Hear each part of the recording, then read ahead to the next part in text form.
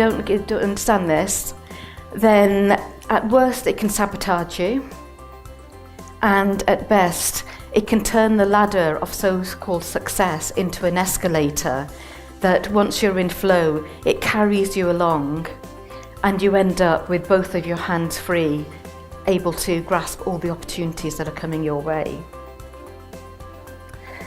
So, and it was Anais Nin who said, we don't see the world as it is, we see the world as we are. So if you want to get a sense of how you're vibrating at the moment, just be aware of what you're pulling into you. What's your finances like? What are your relationships like? What's your career like?